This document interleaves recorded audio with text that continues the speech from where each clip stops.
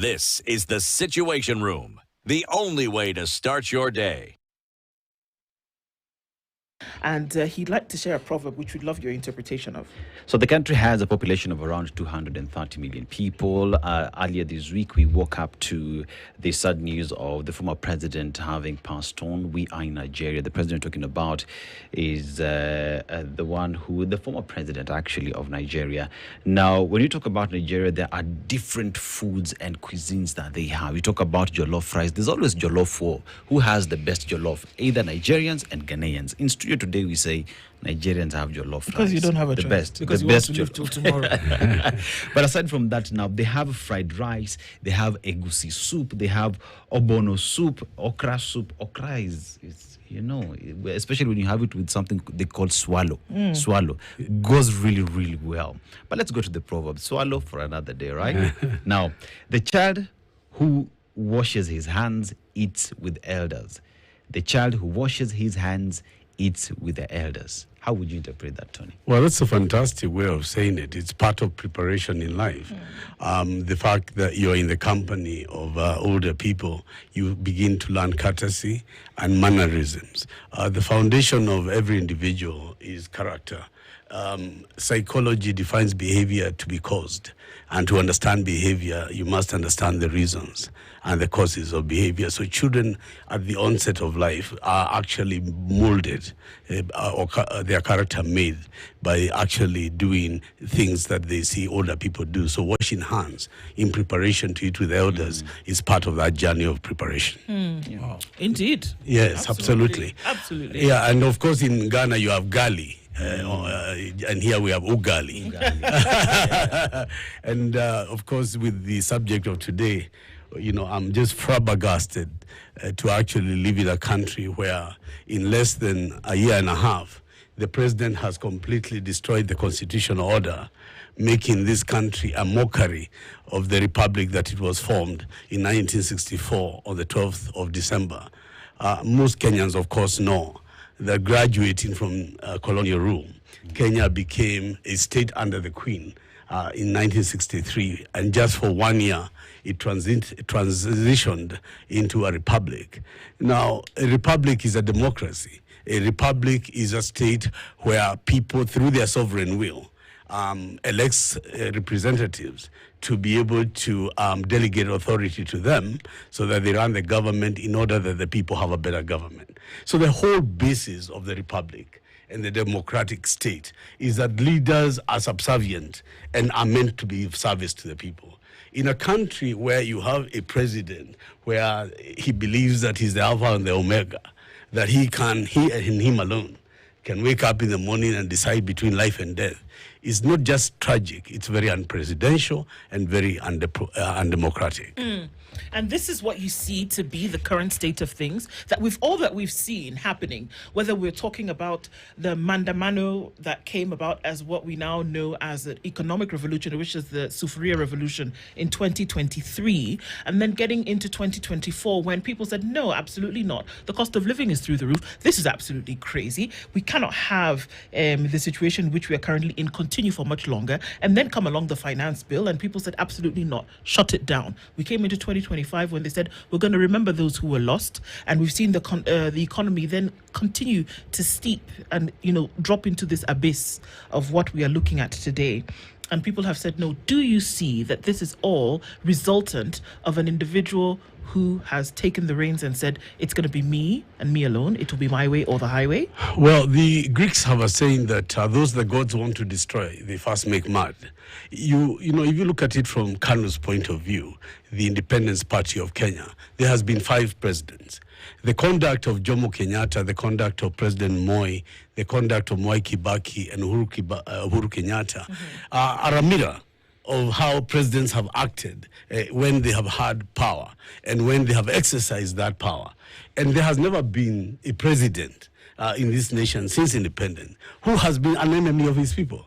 I mean, you're talking about a police state that is murderous, a state where people are abducted, a state where people are scared of their government. You're talking about a young girl, Julia Joki, 24 years old. If you were to listen to President William Ruto and Oscar Sudi and Kipchumba Murkomen, you would think that this country is full of gangs, of goons who are walking around armed with machetes and with vimbos going around breaking people's homes and shops. And therefore, their argument is you arm the police to the teeth and shoot to kill or shoot the legs. But in this lady, Julia Joki, a humble 24-year-old girl, simply born in a rural village in Nyanyuki, walking out to exercise her democratic rights, to say that things are not good in the country, marching and participating peacefully, is arrested, taken to court on trump-up charges, given a bill by a very unreasonable court that she could not pay of 50,000, and the girl is sent to her death at 24. And here you contrast that with a very brutal police force where Edward Lagat is now back enjoying a pension and a salary after the death of Albert Ojwang. I want to tell Kenya, and I want to tell Kenya from the studios at Spice FM, we are in a dangerous situation because we are in a government that has lost moral authority. We are in a government that is a criminal enterprise.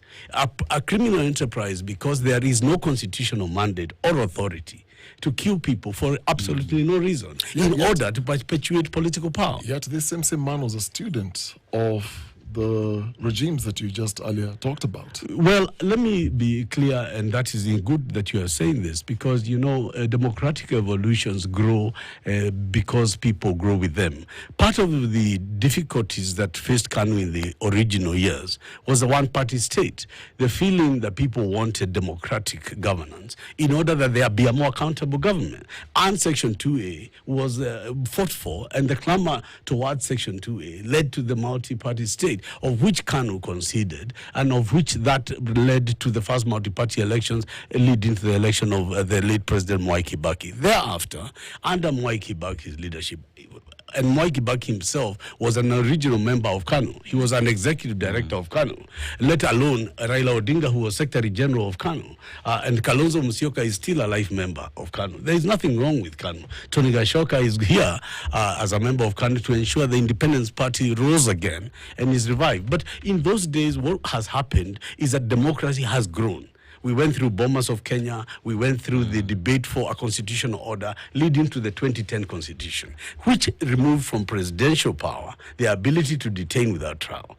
It removed excessive powers of the state through the amendment of the Chiefs Act that could allow arbitrary arrest. And therefore, the environment we are living in is the 2010 constitution. I'm not surprised that William Ruto and his government are really unable to understand the 2010 constitution, because throughout that process, I never saw Ruto.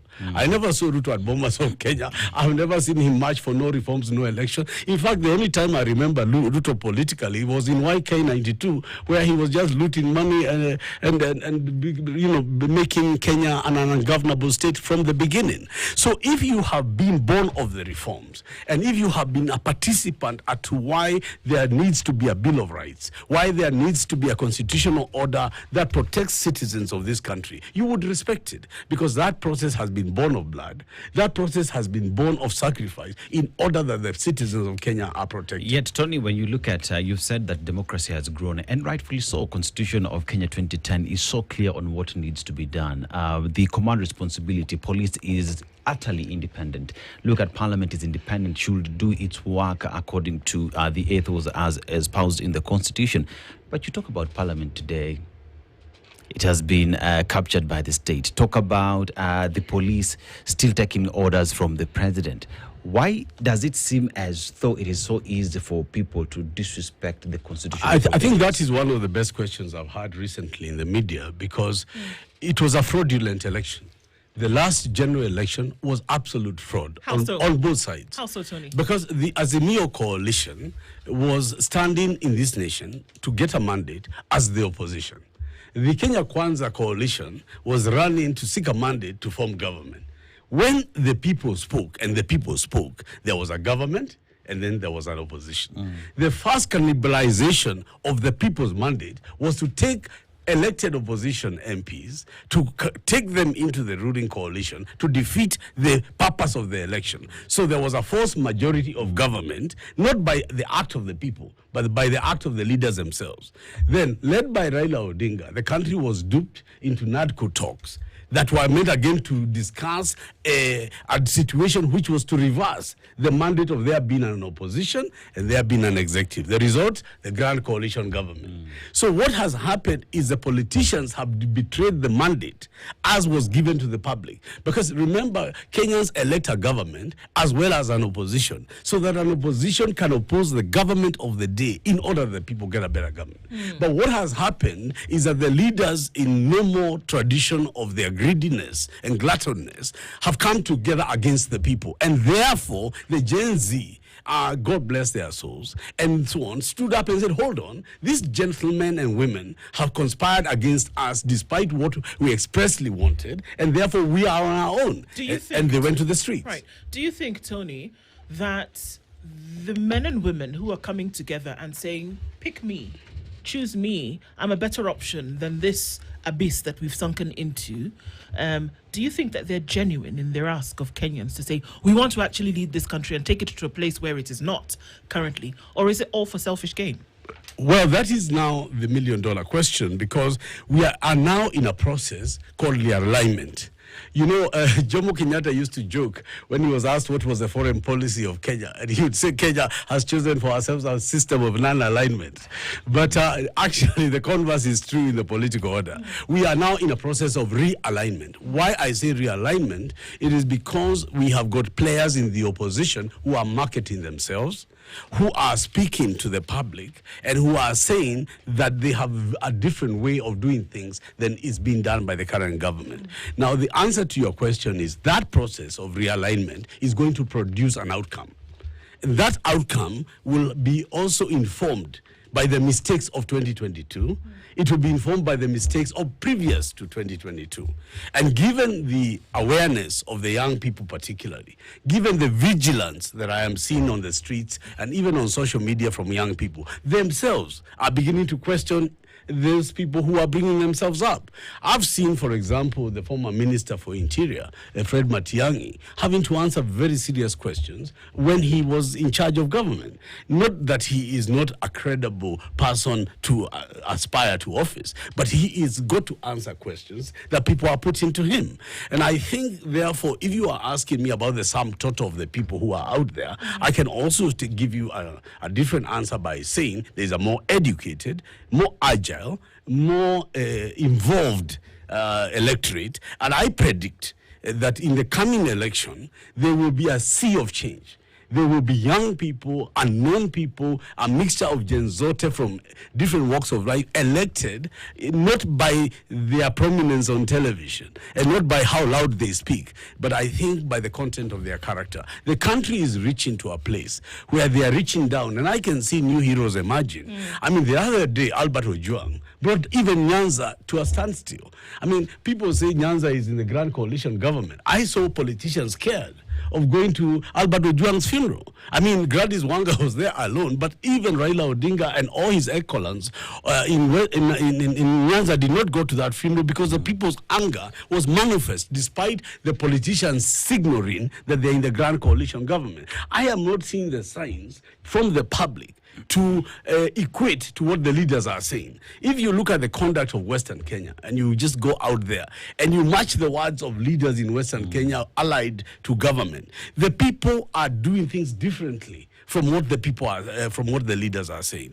If you come and look at yesterday in Nyanyuki, this young girl, I saw a grandmother leading a march, joining the Gen Z in marching for justice for Julia Joki. So I am predicting that in revolutions that have happened before, and I want to tell Kenyans a story that maybe is not long. When people get desperate, I like to remind them of modern history. This is the Africa where there was Idi Amin Dada. This is the Africa where there was Kamuzu Banda, there was Mobutu Sese Seko, there was Emperor Bokassa, even there was Said Barre in Somalia, Yes. and in fact Bashir in Sudan. People do not think that they can see the end of a dictator or a tyrant. But I want to tell them that in recent African history, when tyrants fall, they fall on their sword and they fall suddenly. And therefore, to me, the answer to you is to predict that this public will just follow you because you are holding big rallies and that you are the man who seems to be in charge will be a surprise. I think that when push comes to shove, the young people, particularly the Gen Z, are going to put their foot down and they are going to ensure that they are going to inject fresh blood. And remember, this is a country that has had such blood. We've had Wangari Maathai, we've had Tom Mboya, we've had Degama Pinto, and now Ins Kodek. This is not a country where there has been lack of great leaders, even brave ones like J.M. Kariuki. And so let us not, hover in despair that because all of a sudden the guys who are being seen now are not the people we want. The people are going to emerge, and they're going to emerge not because they're emerging themselves as leaders, but because the people's standards are so high that they will not accept something low. And you will see from coming by elections, I think now that the IBC is on some footing, there will be some time to test. The test of the pudding is in the eating. I predict, mimi naangalia na drubini nikiangalia huko mbele, mimi naona kukikuja revolution. Na revolution ikikuja, I saw it the other day in America with Trump. It has happened in the French Revolution and many others. In fact, when South Africa had to remove apartheid, it was so sudden. Because if you remember, most of the countries in the West who are holding back apartheid were doing it for economic reasons. But the people were so resilient that it became impossible to support an evil regime because the economy was collapsing. When these Kenyans go to protest, they shut down the economy. When these Kenyans go down and say we are not working on Tuesday and Thursdays, Nairobi comes to a standstill. People are saying, yes, there is a lot of injury and maiming of the public. But I can tell you the balance sheet of the Kenyan government, the cost of the demonstrations to them, if it were to sustain for another year, can bring down the government on an economic point of view alone. So it is not sustainable for a country like Kenya to continue in the path of open resistance without there being a change. So let us not also overrate leadership. Let us also give the public or the wananchi a chance to emancipate. And I want to give an example of emancipation because Kenneth Matiba's whole revolution was just breaking rank.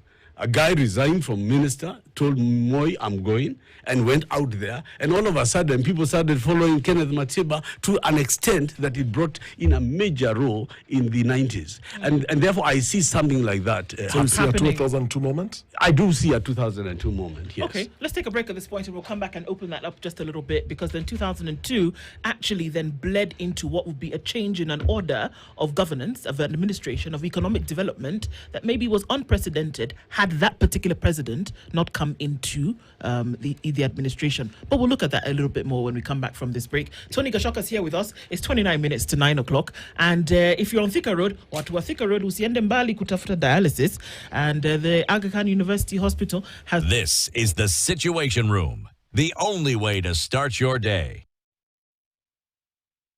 Deals kibao kila wiki na Carrefour. Enjoy Sun Gold Light Sunflower Oil 5 liters at 1,085 shillings. Lisha Milk 500 ml at 39 shillings. Soft Leaf Toilet Paper 10 pack at 329 shillings. And higher 50-inch TV at 45,895 shillings. Deals kibao kila wiki na Carrefour.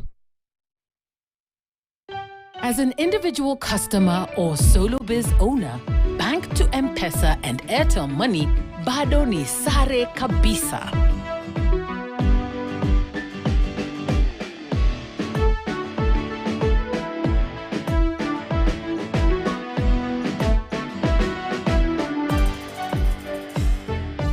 Download the I&M Bank app now or visit any I&M Bank branch and open your account today. Now and then, fake news might pull a few strings, but when it comes to reporting the facts, there's only one tune we dance to, our own. For more than 100 years, The Standard has delivered insightful fact-based journalism, and you can't fake that.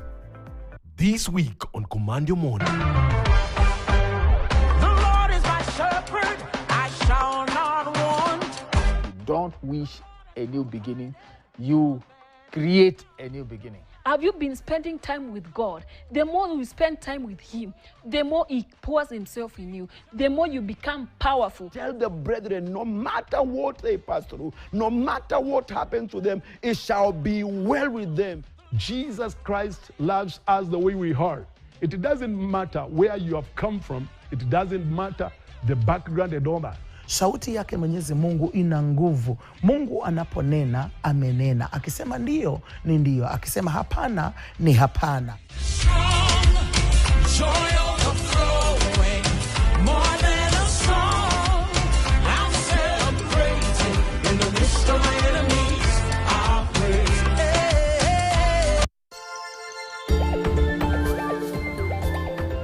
Nini mbona simamisha gari? Shuka. Kuna hewa mob sana huko nje. Kushuka bila shuka. Lakini kama ukijua kuwa hakuna biashara yote leo utafanya itakao kuingizia faida. Sisi taka tanga Mombasa. We'll tip him if he shows us all the cool places that are not on the brochure. You are resisting arrest. Hapana, si hivyo mkubwa. You assaulting a police officer? Sisi tembelea Uber ingine. Haya, nini? Kuna mtu ameingia kwa nyumba yangu tena. Utalipwa siku moja. Karibu Mombasa.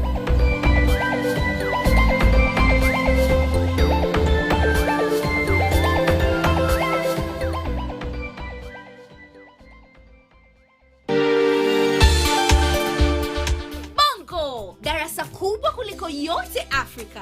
Sasa wanakuletea Nuzo and Namia.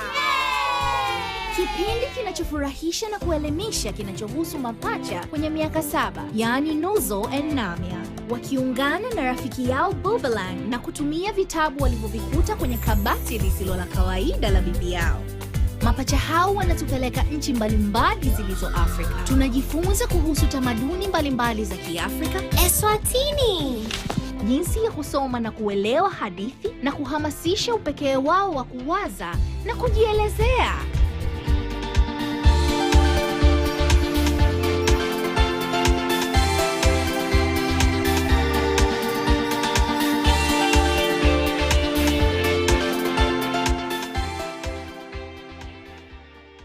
This is the Situation Room, the only way to start your day.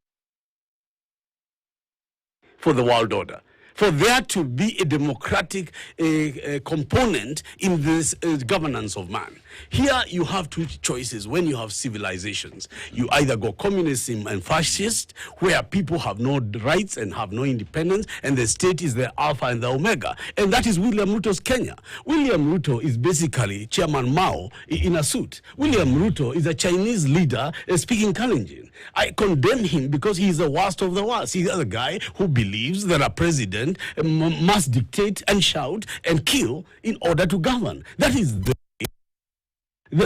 way of the Mossad and people who do not believe in democracy. But on the other hand, when those who fought Hitler fought on the beaches of Normandy, they fought so that free men could elect governments in elections.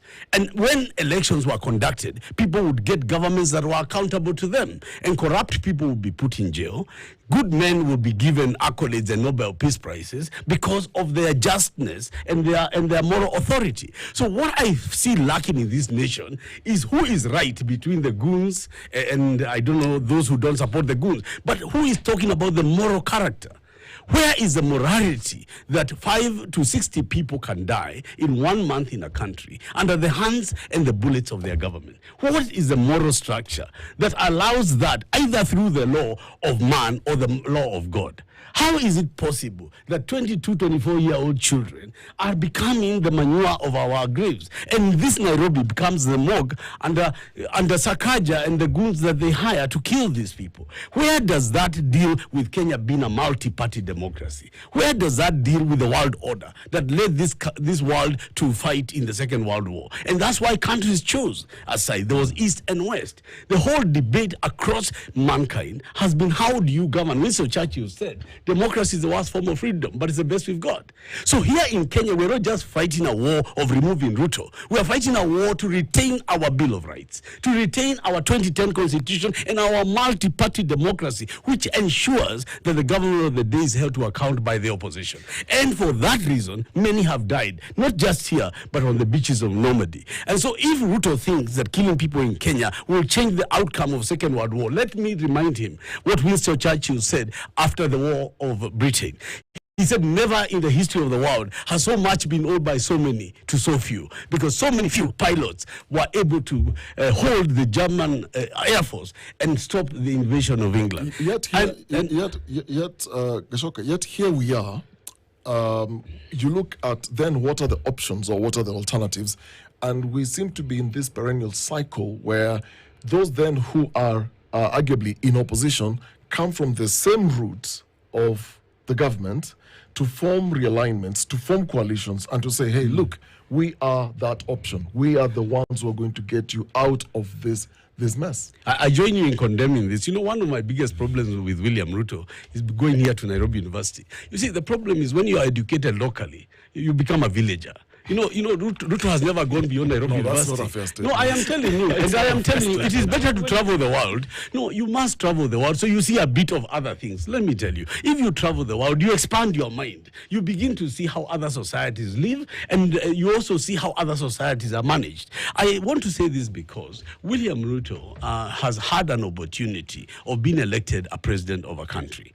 But instead of being a president, he has become the chief person to hurt the same people who elected him. When a president stands to say, shoot people, but shoot them in the legs, that is unpresidential.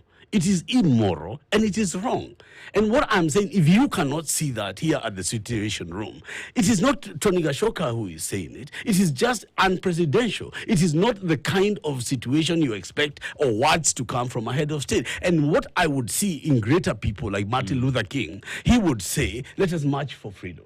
Let us forgive and let us forget. Mahatma Gandhi. You can go throughout history and see leaders who have faced challenges and bigger challenges like Nelson Mandela. South Africa was worse than Kenya at the height of the uprising. But Mandela, in the long walk to freedom, said, listen, we have a better way and a better route. The way cannot be shooting our children. Yeah, so Tony, we talk about democracy as Kenya enjoys through the Constitution 2010.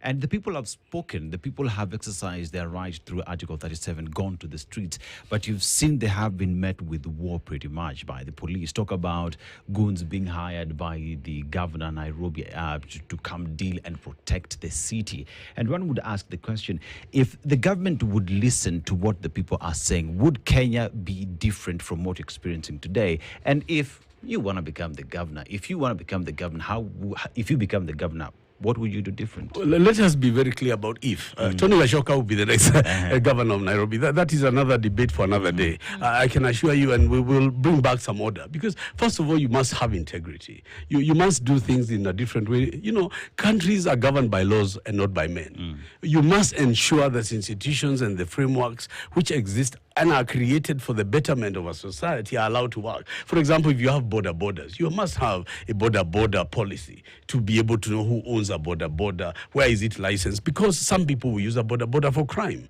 And you must have a system that can track down what is being used with that border. You must have a mapping system to know which roads are working and not working. And those mapping system would not allow you just to maintain roads, but to control traffic. I mean, there are basic ways of governing, and certainly it's not pouring garbage in front of Kenya Power. In order to resolve a conflict. Nairobi has become the most corrupt, the most badly run county, and there will be a time we'll come here to talk about Nairobi. But I want to just re-emphasize why I have a problem with President Ruto and, in fact, my friend Raila Odinga. In fact, one of the reasons I came out here today is because, as many of you know, I've worked with Raila Odinga for more than 30 years. In fact, when he was Prime Minister, he appointed me to be the Director of Protocol. Na mimi nataka niambie baba na Kiswahili. I want to tell him, baba, hii mambo ya conclave, hii mambo ya kuzunguka Kenya ukiongea mambo ya Kasongo, wachana na hii mambo. The Gen Z mzee walikuambia ukae kando. I'm advising you as TG, Raila Odinga, stay aside from this issue. If you continue to meddle and you start going around this country purporting to sell this agenda of discussion and whatever to the public, they are going to start saying Raila must go. The time is coming when the country's wrath on William Ruto will also extend to you, Raila. There has been so many attempts to bring the public to this fake table of discussion. And every time it's done, the gains of which the public have made have been taken away. And particularly by the reason you have been asking me this morning, by the ruling class. The young people and the Gen Z came out spontaneously, and they came out to fight for their generation and fight for the ideals of their time. And we, as the people who are their fathers, we should be able to give them space because the Constitution entitles them to that space, to be able to espouse their ambitions and aspirations, and to be able to write the character of the nation they want, not for us to summon them, to lecture them about the things of which we have failed ourselves. I also want to say the time is coming when people must remember the sacrifice of Christ. When Jesus Christ was crucified, he was crucified with crowds of people who were hired by the state. They were goons of those days that made Jesus carry the cross. And he carried the cross to his death, because he had to die for the ideals of freedom, for the ideas of Christianity. And those ideals have survived these thousands of years since the death of Christ. I want to tell William Ruto, and I want to tell Mr. Kipkomen, way after your time, long after you have left this world, this country, Kenya, will remain. And the ideals for which these young people have shed blood, those ideals will be not only written in the history of Kenya, they will be written in the future evolution of other generations, never again to allow a government such as this. Okay. Do you think that this message is reaching? Because again, we go to communication and the things that we learn. That we know that if I say something to you, if I send out a message, you as the receiver of that message, in order for me to know that you've heard it, there will be an element of feedback that will come back in my direction. That's how we know that a communication channel is complete, to a certain extent. I'll give you two examples. Now, the question is, the message to whom you're the person to whom you're sending this message this morning, it's not the first time. It's been said. People have come out in the street, for goodness sake. People have died. People have died the second year in a row, and even all this time in between. That people are saying we have an issue with the way in which things are being run. Education is dilapidated. The economy is on its knees. Healthcare is in a shambles. There's a crisis of workers who've been on the street, mind you, for the last 8 weeks. There are clinical officers who are saying we're going to ramp up this thing. Teachers are going on strike. We've not hired enough. I mean, take your pick. It doesn't matter where you look, there's a problem. Throw it's going to land on something. And this is under the auspices of an administration. Do you think he doesn't see or hear? And does it point to a deeper problem? Well, I'll give you just two examples. I don't know if you're a fan of football. I am. I hear now Kenya is about to host a major tournament. Yes. Well, fingers crossed and knock on wood. Yes.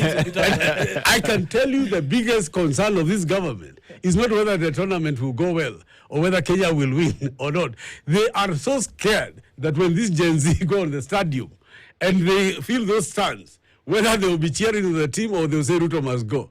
When you have a country where the president is scared, I'm telling you, when the president is out there, every time he's looking whether a shoe will be thrown or whether people will say Ruto must go. I mean, you are reaching a situation where you are asking a question where the answer is self-evident. The public themselves, I mean, if you go out of Nairobi to any cultural event and somebody just plays a single song, tabule or something, the public just start saying Ruto must go, Ruto must go. And the other day, even if you look at these young girls of Butere, they go and you see girls being attacked, girls just doing a play, and you begin to ask yourself what has happened. That's number one. Number two, I want to talk about the churches. You know, this is a government that came in with the Bible. No, but Tony, you got to answer my question. I am. Does the president hear? But this is what I am now saying. Okay, the moment now even the church that brought him in is now beginning to join the ranks of the Gen Z and the protesters. And he's speaking, is left with one other option: the by-elections. So with the president here, my direct answer to you is this: the IBC has been settled. There has been pending by-elections. I want to be the first one to announce you here. The major test for William Ruto and Kenya Kwanza is going to be dealt by the ballot box. In the coming by-election, if William Ruto loses more than 1% or 2% of those seats, that will be the beginning of the end. I want to remind you of Musambweni. I want to remind you of electoral contests that have changed the course of history. So my answer to you is this. The Kenyan people will answer William Ruto with the ballot box in the coming by-elections. And they are not further than 90 days from now. Gachoka, and the time is coming. Gachoka, I take you back to my earlier question, which I feel you didn't quite answer. Then look at the options. So William Ruto is the problem. We can say all day, all night long how bad he is. So this is what we have. But what then are the options? And I have explained to you that democratic evolutions require processes. Those processes require the coming together of people through ideology, through beliefs, and through common ideals. That process is ongoing. It is a process that began, and I'm so happy, led by young people through a spontaneous protest, the Gen Z protest. And what people are not understanding is that that's how the change begins. The change does not begin now. The change does not begin tomorrow. The change begins then, when they started this process of questioning this issue. Now you're asking for the answer, and I'm telling you, the answer is not with you and me. I've looked at your age. The age that is going to decide the coming election are these 20-year-olds. These guys who are not being given ID cards. These young people you are seeing on the street being shot at. They are the generation with the numbers. They are the generations who will make a statement. And our job, if we are lucky enough, is to be among them. To be among them in the victory that is theirs, which is coming. And I want to tell you, this is not the first time this has happened. The Mau Mau struggle in Kenya was led by young people. In fact, a lot of the older people were at home telling them, you guys were going to be killed by the Mzungu. Stay at home. It was led by the young. The revolution that you're talking about of Kibaki, which is talked about when it came to the Unbogable election. The Unbogable election was run by young people. The young people came out and elected a government of change. So I want to tell you that it is in the young people that I have hope. It is in the young people that I have faith. And I think that their time is coming. And right now, because Ruto has chosen a Machiavellian principle of fear. It is better to be feared than loved, and therefore he's exercising fear. But throughout history, when I read modern history, fear is temporary, fear is negative, fear backfires. Love overwhelms fear, because eventually what happens is that the grief of the people turns into a passion, and a passion turns into an election, and an election turns into a revolution. Do you see a situation where we had young Turks versus the old guard? Then that became a revolution. We need to do away with these old people. We want fresh faces. Then we ended up seeing these fresh young people being used as weapons of the system again. And so we've had these cycles of, now it's not a question of being a youth, it's a question of ideals, belief, what you stand for. It's a question of character, which we now see through this protest, what the Gen Z are looking for. Do you see, or do you have anyone in mind who embodies that at the moment? Actually, I have several. Unfortunately, some of them have been killed. Rex Masai, Juria Joki, she has been killed. Albert Ojwang has been killed. So the matters are not necessarily going to be alive. Maybe the revolution that will come, like the Arab Spring, will come from bloodshed. Maybe something will happen that will awaken this country to a point that nobody can believe. And the reason I'm saying this is because the young Turks of the past, which we were, we never reached this level of resistance. The young people of now have surprised everyone. Raila Odinga at his prime never entered the CBD. He was never able to enter and stop the country. They stopped him from the environments. These young people are not just stopping Nairobi CBD. They are stopping every town in Kenya in an uncoordinated, leaderless campaign. So what I am saying is that there is a lot of analysis and a lot of interviews being done on us leaders and the people that people think are the leaders of this thing. But the people who really matter are not on TV, are not on radio. Those guys work on smartphones. They work on posters. They work with a communication only they understand. And they are focused. They are laser focused. And I can tell you, they are going to pronounce themselves in the next election. And I will take and write write the date we are here with you today, that the next election will bring from MCA to MP to governors, people that will shock the political class. Tony, is the government aloof in the sense that the young people, you're talking about a revolution being led by the young people who will change the trajectory of the election come 2027? Yet we are at a point where the government, the leadership, president says, enough is enough. I don't care. I will wait for you guys on ballot date and nitawa angusha nyinyi wote. Does he have a case? This, you are now remind me of Hitler's government. You know, when Hitler was falling, he didn't believe it. In fact, Hitler was so arrogant, he even opened the second front, attacking Russia, taking half of his troops to their death in the snow. But remember, at the end of the day, when Nazi Germany was collapsing, Hitler was hidden in a cave. He was such a coward, he took a suicide pill. So do not think that because people offered other people to die, Hitler sent his men to their death. Both in Russia and on Normandy, the German soldier, the SS, was even being arrested by Hitler's secret police because of cowardice. Hitler forced the German people to the brink of their destruction. In Japan, it led to even the atomic bomb, where they led their people to almost the annihilation of Japan. But leaders do that for their own preserve. But when they are pushed to the wall, most of them are cowards. Hitler died on suicide with his girlfriend in a cave.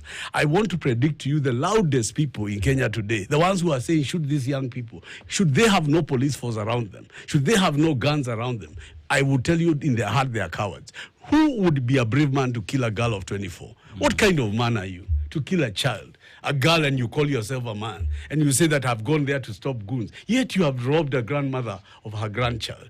This is a government that should be ashamed of itself, ashamed of the bloodshed that they have caused in this country, ashamed of destroying this beautiful constitution of 2010 and trying to play with the dream of a young people. But you know, even the mightiest army can never defeat an idea whose time has come. It is a time for change, and change is inevitable. Will the change come then with the change of God? Because oftentimes you talk about all of these problems that are being experienced and or witnessed, that it is because the person at the top is not setting the tone. If it were to be removed, would that be the panacea to get rid of all the problems? A new leader comes in and then that's how all of this change, or are we looking at something more systemic? And this is why we have multi-party democracies. The reason is the party structure in a democracy is as important as the individual who is a leader.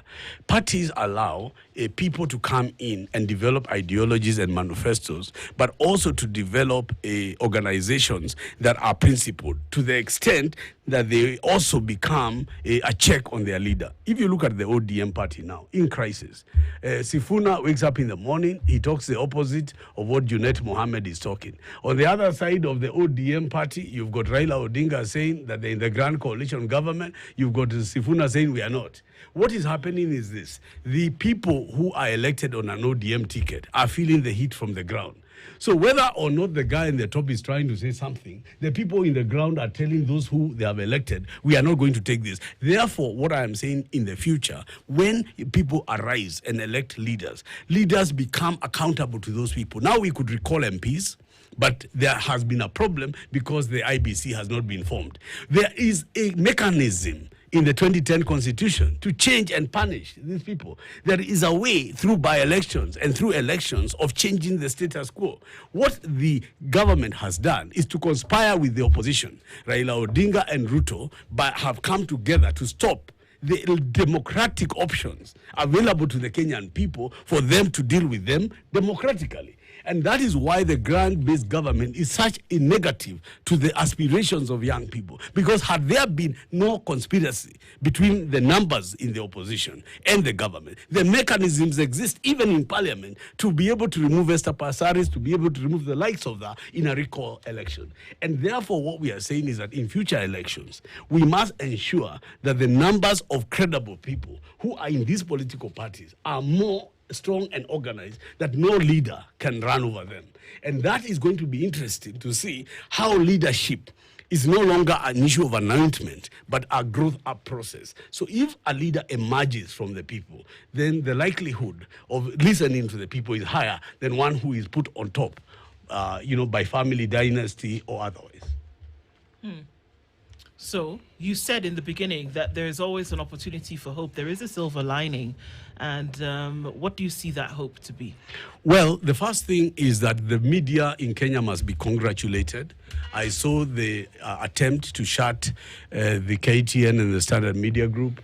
I saw the attempt to shut other media houses during the last protest. This is what dictators do. The first thing they do is try and control the access to information and freedom, which is contrary to the provisions of the Constitution, because persons who are not informed, people who have no information, can easily be manipulated. But the media in Kenya, to their credit, have taken the blunt, and stood firm by allowing information and opinions to be aired, even when the government does not agree. I also want to tell the country that there has also been a very good role played by some of the churches.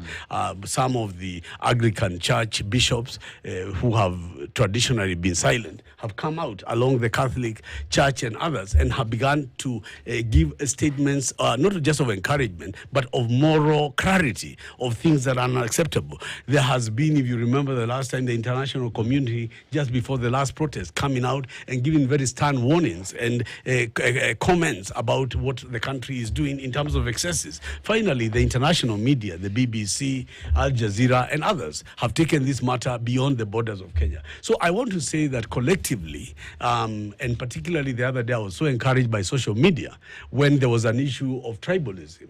People were trying to say, look, the protests were coming from Mount Kenya or Central Kenya. And I could see all the top bloggers in the country, led by people like Coronas Rono, who is a Kalenjin, saying, I'm Karaoke, led by Cyprian Yakundi and others who changed their name and said, we are all Kikuyus.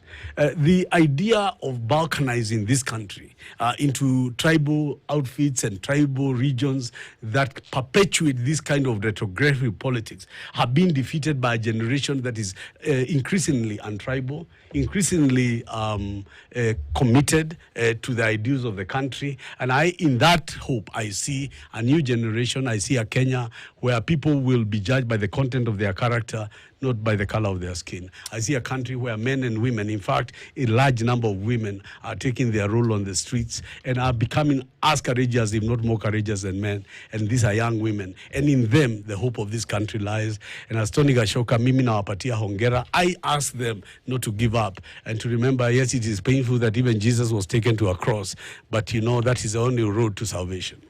At 9 a.m. Thank you so much, Tony Gachoka, for being here this morning. He aspires to be governor of Nairobi. He says we'll come and talk about that at another time. But this has been something else we look into this morning. Thank you for being here and for being a first time in the Situation Room. We look forward to the next. We thank you for hosting KANU, Chama cha Mama na Baba. Thank you very much. Asante sana. At 9:01. Good morning. This is the Situation Room, the only way to start your day.